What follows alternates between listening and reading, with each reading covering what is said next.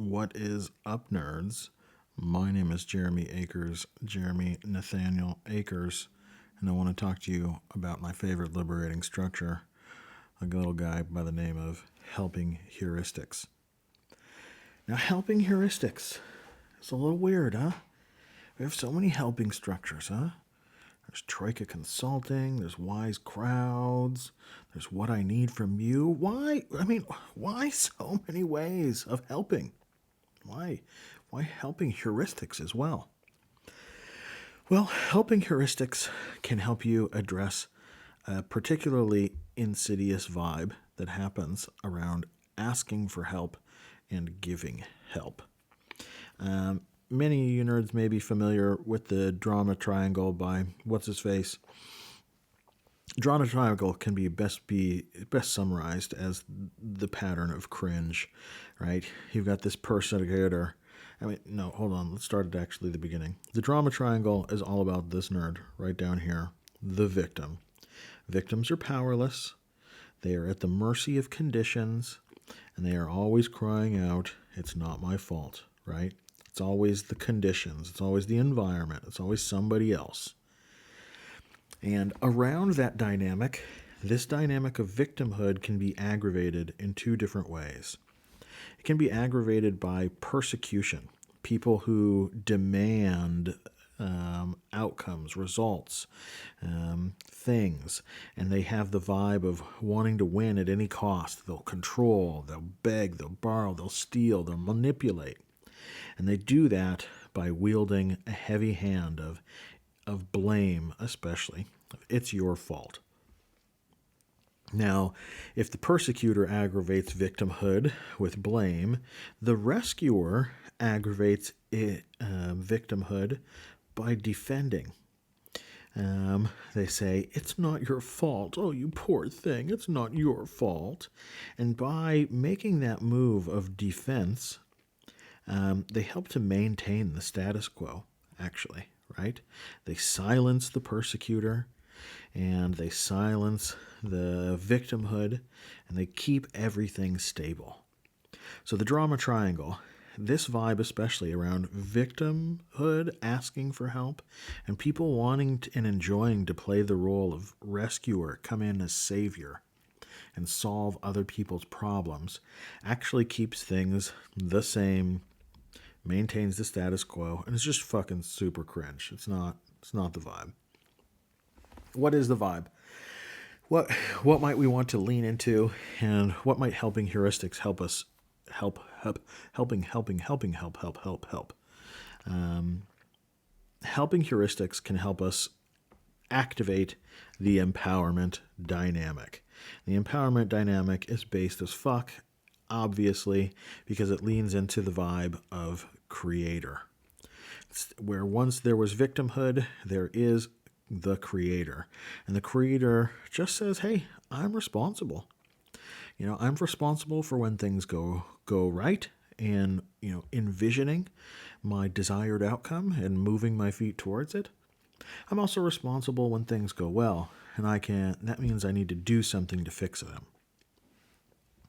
What can enable or empower this creator vibe? In place of the persecutor, the challenger emerges.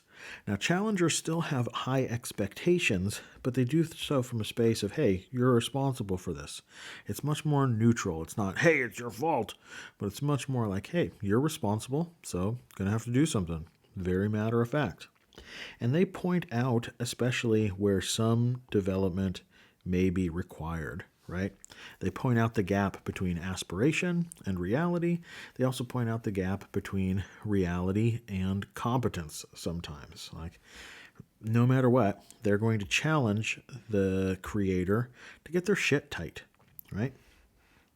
And if the challenger does it via challenge, what happened to that what was it, the savior? The rescuer. What happened to the rescuer? Well, the rescuer is transformed and empowers via the role of coach.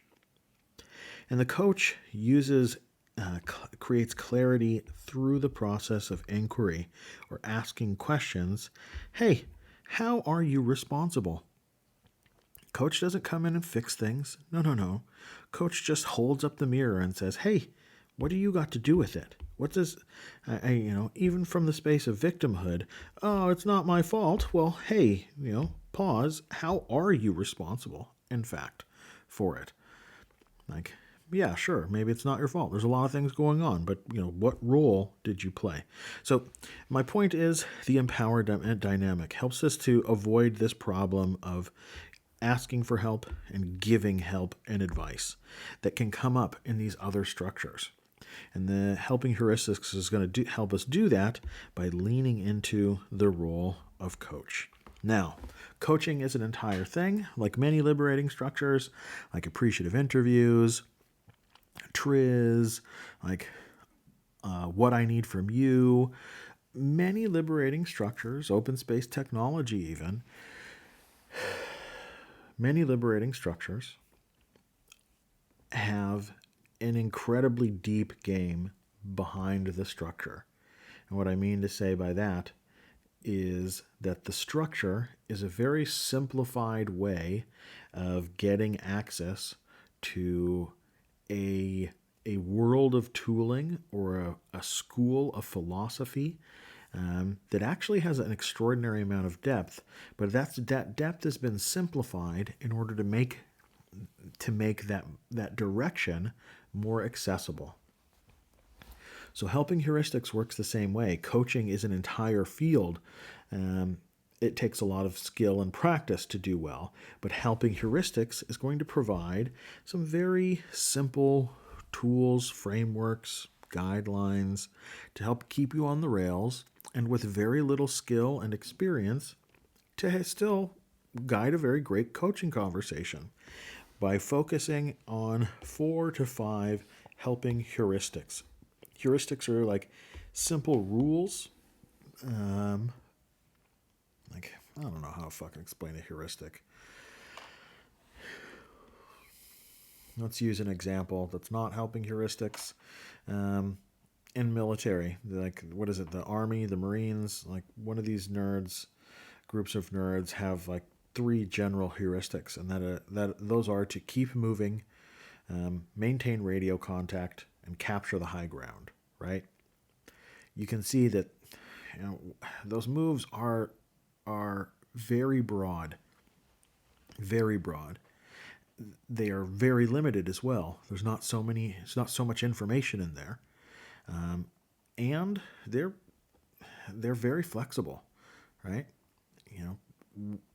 Just about any time you can try and do one of those things and continue to make progress. So an heuristic is a very simplified rule that has this quality of being broad, being helpful, of course. They have high utility, and quite simple at the same time. So how does helping heuristics work? Quit talking over the shit. So, like I said, helping heuristics is going to help us get access to coaching. And the goal of coaching is to unlock the answers that are already present in our client or creator. So helping heuristics is going to enable us to support solutions that already exist. How do we do that? Well, first, we're going to take 2 minutes and set the stage with everybody. We're going to describe the roles in helping heuristics. This is one of those things where we split up into trios, but we have 3 specific roles. One role is going to be the observer. And the observer is going to go ahead and act as like the timekeeper. They're going to act as the navigator to remind what step of the process we're on. And they're going to act as our simple ethnographer, helping us to take notes of the conversation, focusing our attention on what we see, hear, and notice, as we do in simple ethnography. And like I said, the navigator, they're going to remind the coach which heuristic we're on.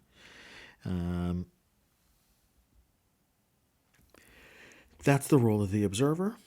The role of the client is to be the client, and the role of the coach is to be the coach, to make use of each heuristic as it's offered. We will do 4 rounds, 2 minutes each for each of the 4 heuristics. And then we'll have a debrief at the end for 5 minutes for a total of 15 minutes per person.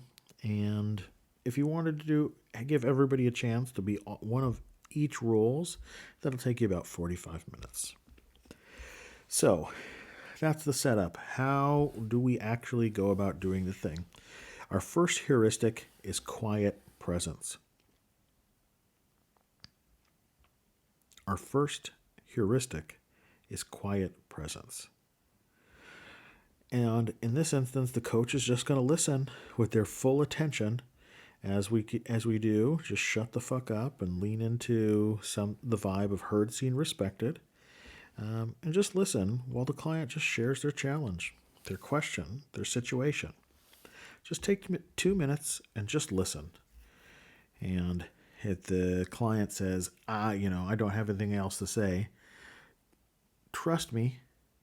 Oh, fuck. Trust me is a bad thing to say. Don't ever trust anybody who says trust me. Take 2 minutes. And even if they say they don't need it, just give them 2 minutes. Just say, hey, that's fine. Then we can just sort of sit here and relax. Maybe do some meditation-y shit. Or, just focus on your quiet presence, right? That's the heuristic. It's a simple instruction. And of course, observer takes notes. So after that 2 minutes of quiet presence, then we're going to enter into guided discovery.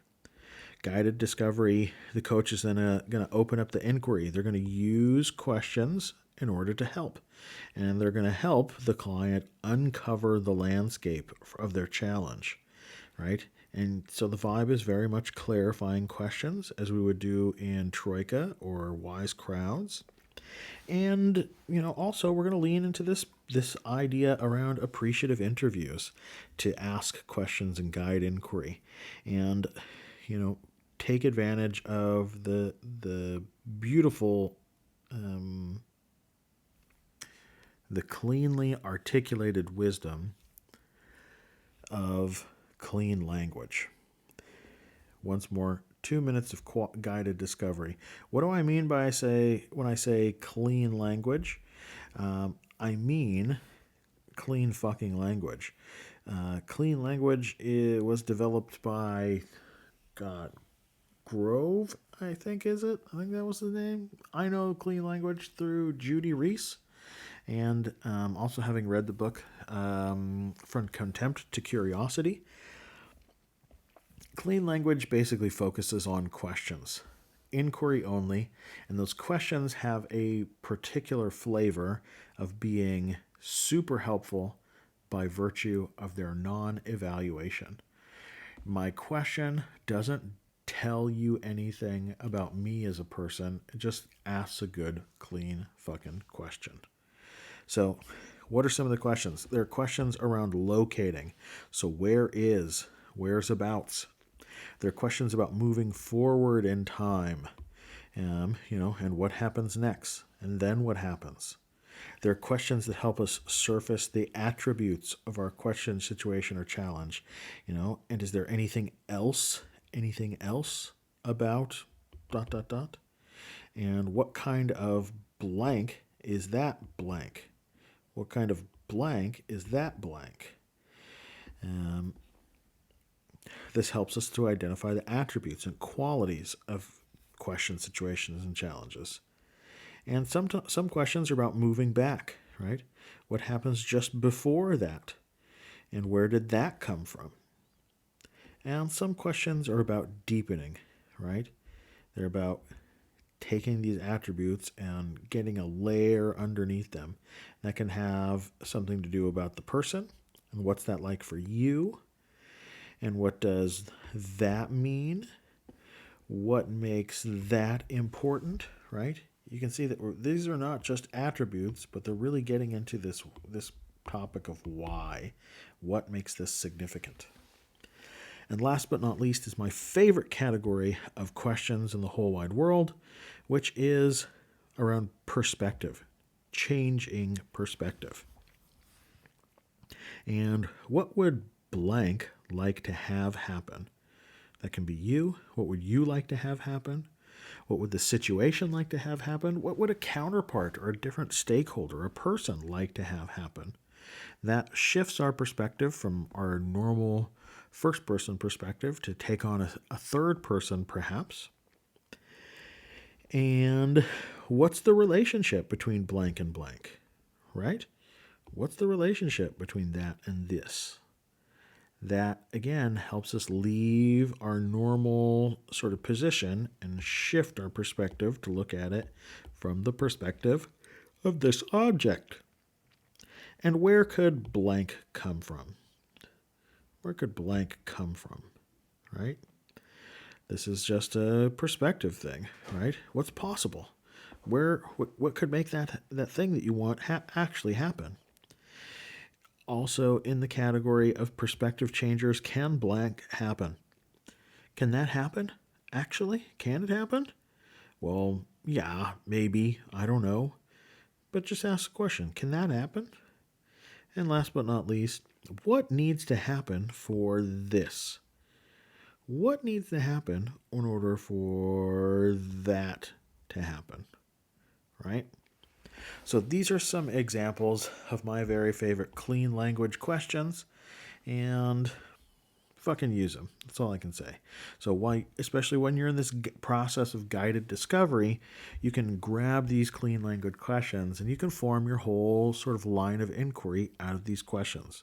Just try it. It'll feel super awkward and it'll sort of blow your brain apart, but keep trying it and you will be able to make sense of how these questions fit together and what are good sequences of moving from one to the other and back over here. Find out what works for you and your local context. Remember, liberating structures. Practice deep respect for people and their local solutions. So getting back onto the process with helping heuristics. After we do quiet presence, after we do guided discovery, we jump into loving provocation. Right? Loving provocation is when the coach offers advice and sometimes accepts and other times blocks the offers that are made by the client. When they see that assumptions, fallacies, and they notice generally that possibilities that the client doesn't, right? They underestimate. So that's when we want to use loving provocation. And the vibe is very much, I love you and no. And think like Troika Consulting, think like Triz, think about creative destruction and the eco-cycle, as well as wicked questions. These are all great ways for us to, oh God, I'm so tired, to embrace the empowerment dynamic, right? By stepping into that role, not of persecutor, but challenger. Again, that's just 2 minutes. Take some goddamn notes. And then we move on to generative sharing. Generative sharing is all about using all of the creative intelligence that the coach and the client have to really work together and develop brand new ideas, right? And here, again, similar to the vibe is similar to improv prototyping. We really want to lean into that yes and type of attitude. Yes, this, and I see you that. Again, just 2 minutes. Keep taking notes. And after that, we're sort of done. We want to drop out of the coaching client role and drop into process mindfulness. And process mindfulness is when all three participants, the client, the coach, as well as the observer, debrief the situation. And they take note of, of the impact of having followed helping heuristics. And just share the information about how that facilitation and how that debrief was experienced by each person, right? So when you went through that helping heuristic of loving provocation, coach, I, as an observer, saw and felt, and I, as a client, saw and felt. What was it like for you to lean into and embrace that vibe of loving provocation? Oh, that was a thing I never do. I was so excited. I didn't know if it was going to work, but it's so glad that you think it was so interesting and got such an interesting result. Maybe I'll actually go ahead and use it again, right? Process mindfulness just reflects on how did this actually land for me and listens to how it landed and what it made possible for others. Like I said, we take a longer period of time of 5 minutes to go through this debrief, and then since we've sort of come to the end of our journey, we rotate. We ask we ask the other kids to see if they want to take us to do the whole thing, this, that, and the other thing. I think I might have just fallen asleep there. We asked the kids, what the fuck did I just say? I need to go to bed, guys. I really need to go to bed. We rotate into another role. That's my point. We take 15 minutes after we've debriefed, and we give somebody else a chance to take the client role and just rotate, go around the clock. Everybody gets to play every role, and then in 45 minutes, we've gone through all 4 helping heuristics. Once more, using quiet presence to grow trust, reduce status difference, and listen with empathy, using guided discovery to guide inquiry in search of mutual discoveries, engaging in loving and provocation to interject our advice and suggestions and in order to make progress, and then grasping and employing generative shaping to yes and our way to new possibilities.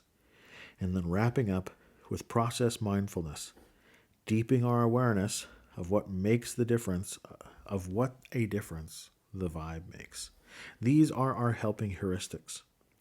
My name is Jeremy Akers, Jeremy Nathaniel Akers. This has been a Wise Crowd Protection. I want to thank you for your time, attention, and energy, and hopefully it made sense. Kisses!